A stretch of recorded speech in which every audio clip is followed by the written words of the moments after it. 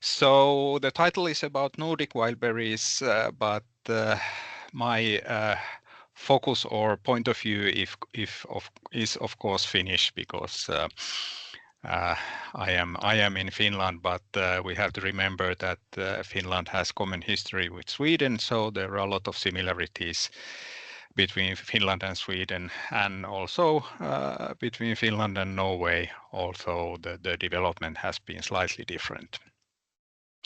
But anyway, when we talk about heritage and culture, kind of a traditional way to start is to discuss about history. So here are some key milestones and important persons. And the kind of a first milestone is 1542, when King of Sweden, Gustav Vasa, stated that all uninhabited wilderness belongs to God, Crown, and the King. The practical implications were, of course, minor, especially in remote areas, but in principle, after this statement, there was no ownerless lands anymore. So all the forests belonged to King or the Crown, or to villages or other communalities. Private ownership of forest practically did not exist in those days. But that changed on 1746, when it was considered that this common ownership is not very effective way to utilize the fields and especially forests. And the Swedish nobleman Jacob Fagot, he made an article, The Obstacles and Support of Swedish Agriculture, and that was the starting point of the major land reform in Sweden.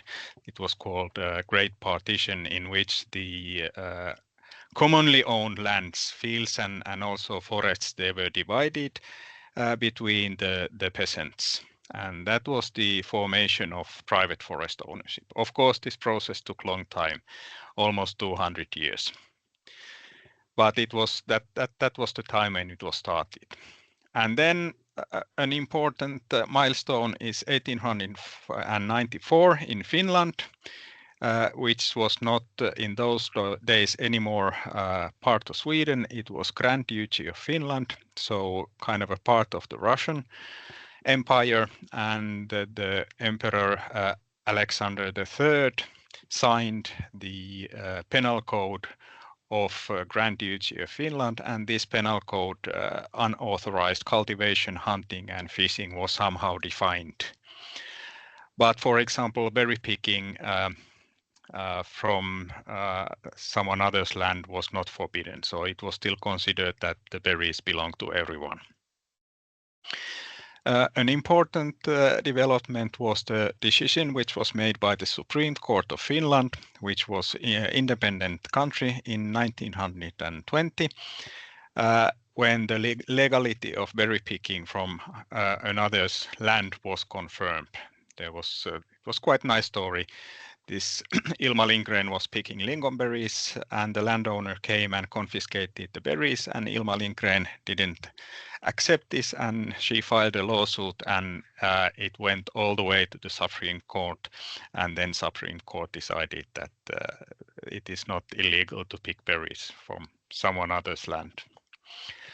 And then on 2021, the Act of Legal Status of Foreigners Collecting Natural Products was signed. So that was an attempt to regulate organized berry picking, but the focus was in labor rights, not in resource management. And we have all heard that there has been accusation about human trafficking and so on, and these legal processes are going on, so we don't know what will happen after this.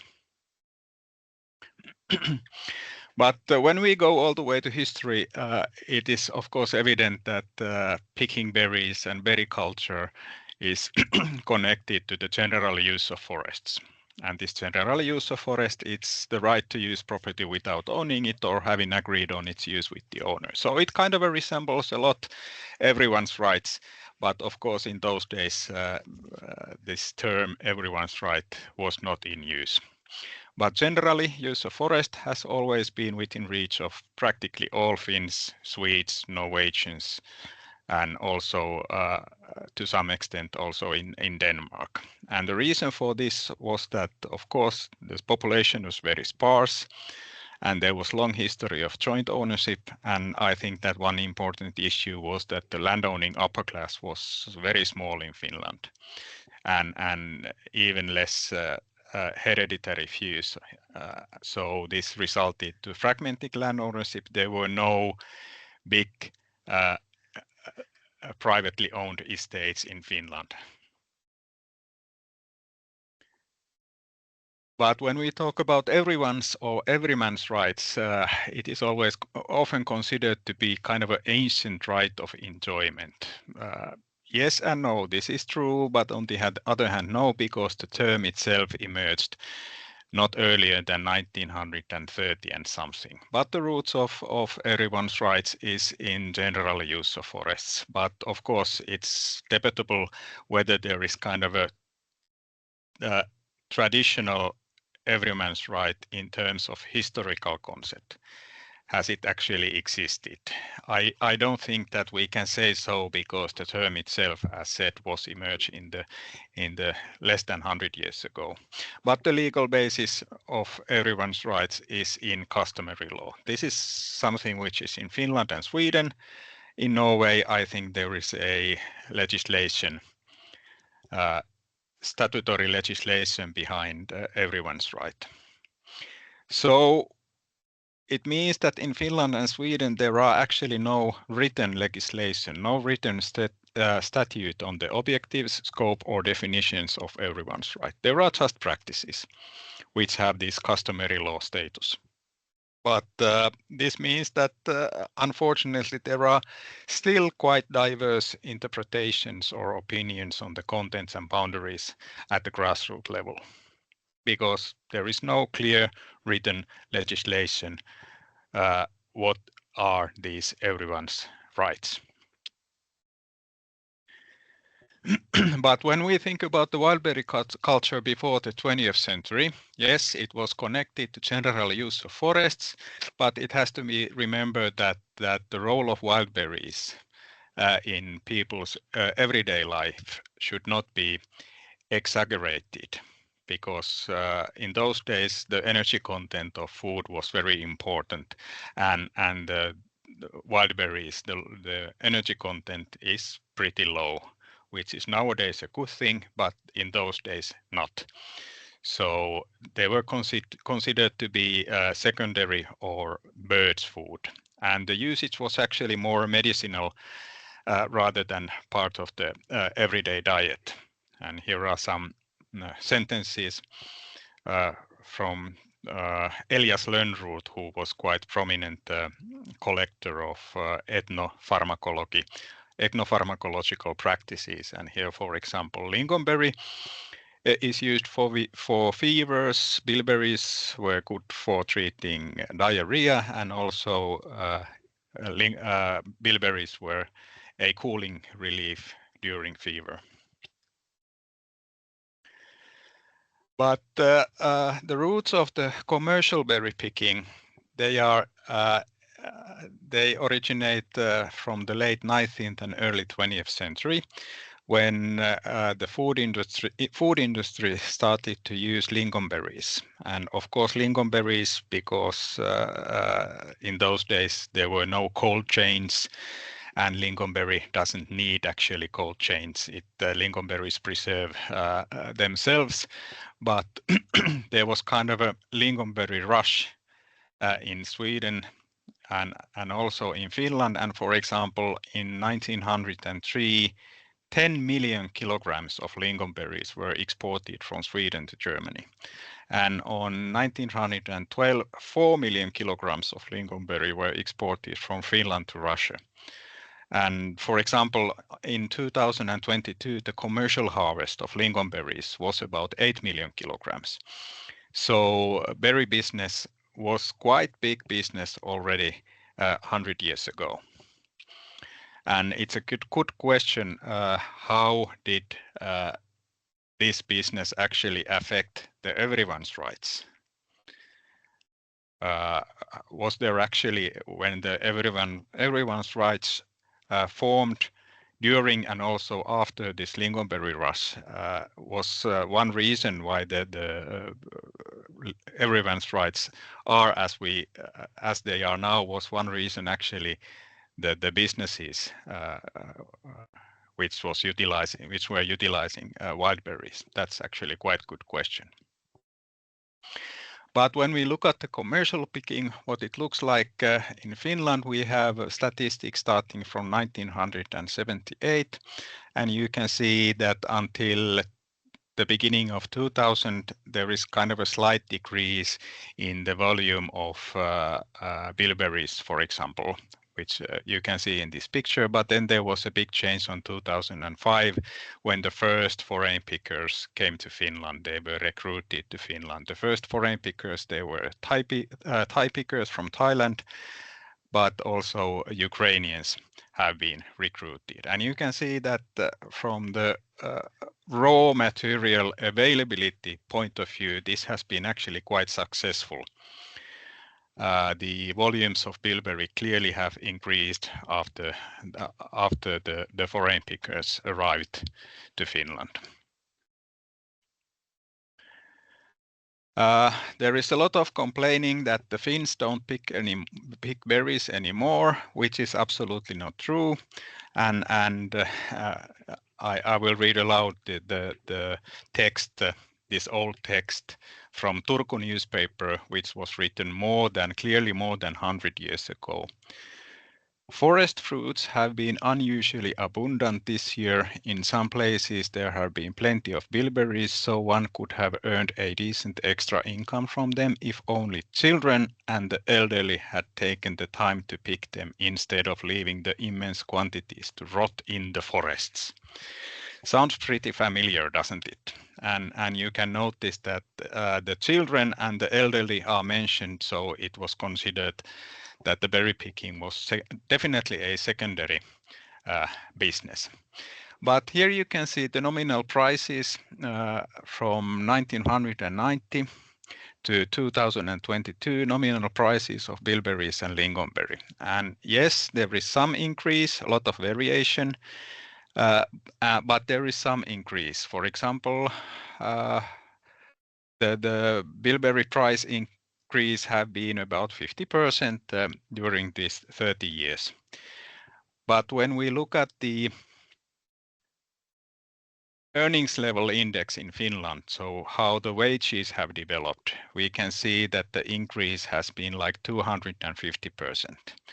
So in terms of industrial berry picking, what are the berry prices in industrial sector, it's clear that the profitability of, well, not actually the profitability of berry picking has decreased, but there are now better income sources for Finns than the berry incomes. So this is most probably the main reason why Finns don't pick berries for industrial, for commercial, for wholesale markets and organized markets. And of course, there is a lot of complaints that if berry companies just paid more for the berries, that would create a situation in which also Finns would pick berries for the industries. We have to remember that the berry industry is global food industry, and there is a lot of competition. And here are some examples about bilberry trade between Ukraine and Poland in 2017. You can see that the lowest unit prices have been like 1.2 or even 1.5 euros per kilo. And this is actually the same level of prices, berry prices, which is paid to the pickers in Finland. So these countries are able to do business, reselling business on the same price level as we are paying for the pickers here in Finland. So there is very little room in global markets to increase the price of the berries for the pickers. But on the other hand, we have to remember that Finns are still very active berry pickers. More than 60% of Finns pick berries every year, and the share of the berry pickers is not decreasing. So Finns do pick berries. They pick berries for recreation, for household use, and also for incomes. But the markets they are using, they are direct selling markets, marketplace markets in which the price of the berry is higher. So what is the current situation? I see absolutely no problems in recreational household or direct selling picking. The culture is thriving, but the problem is in commercial picking for industries. I don't believe in much use of domestic labor. So if we continue to use the foreign labor, yes, but the current development is that the picker should be employed by the berry company. And if we go to that way, it means that the efficiency of berry picking must be improved. And this is kind of a major problem in commercial berry picking. You can see here two pictures. The advancement of work methods and tools in forest raw material harvesting, what has happened during the 50 years. In the upper pictures, you can see how the timber was harvested 50 years ago and how the timber is harvested now. And in the lower pictures, you can see how the berries were harvested 50 years ago and how the berries are harvested now. So not much development in this sector. So we definitely need new concepts. If we want to improve berry yields, we should improve the utilization of existing harvests. We should find the best picking locations. If we want to improve the berry yields, we should modify the forest management practices also so that they take into account also the berry yields, and we should develop cultivation or semi-cultivation. And that's what research and development is all about in this field. So what has been done in the improved utilization of existing harvests? We have in Finland, Sweden, and Norway excellent forest inventory practices and data. And if we use them, we can actually pinpoint where the good harvest can be found. A lot of research, well, a lot, but let's say that some research is done in Finland and in Sweden. And also in Norway, we will hear about Norwegian developments during Inger Martinussen's presentation.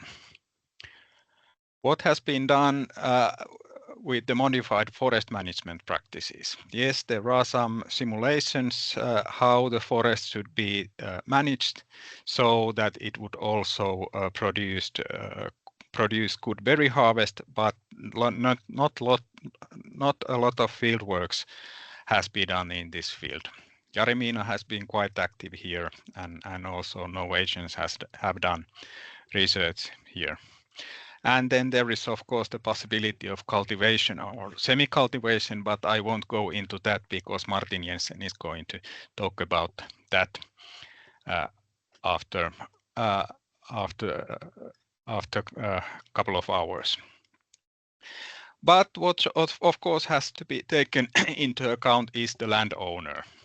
And if we want to intensify somehow berry production, and if, for example, the landowner invests to the forest management practices or accepts alternative cost to improve the berry yields, it would be only fair that the landowner gets his share of the profits. And of course, kind of a problem here is the everyone's right. And in Finland, there is this publication, Everyone's Rights and Activities on Someone Else's Property Legislation and Good Practices. This is This publication is a bit old, but still quite valid. It was done by the Ministry of Environment, and it is stated in this publication that wild berries and mushrooms can be picked under the everyone's right. A landowner cannot reserve wild berries or mushrooms for their own use by prohibiting access or collection in the area, unless it is an area specifically designated for special use. We don't have any examples, at least yet, whether this kind of a semi-cultivation of berries would be a case in which the area is specifically designated for special use, but I think it should be. So we definitely need some kind of example. What are the benefits of such practice, and what are the routines which are needed if we wanted to exclude such areas from the everyone's right. Anyway, we need new concepts, new thinking for industrial berry picking. If we want to intensify berry production, if we want to make the commercial picking for industries more effective, we need more mapping, we need more managing, we might need semi-cultivation or even cultivation, and of course we need to do it in collaboration with the landowners, because an increase in efficiency secures the position of both the company and the employee, the picker, because there would be more to pick, and an increase in efficiency enables agreements between the company and the landowners. If the productivity of the forest would be high enough, then it would give room for these agreements between company and landowners. But these new concepts and new thinking, that doesn't happen in the blink of an eye. But this is something that should be done, because we definitely need diverse forests and forest uses, because that would diversify the economies which rely on forests. That would enhance the resilience of forests. We have to remember that, for example, the berries, they are one of the key elements of biodiversity of forests. And this would also sustain the connection of Nordic lifestyles to nature, namely Nordic berry picking, which is of course really valuable tradition. It should really be maintained.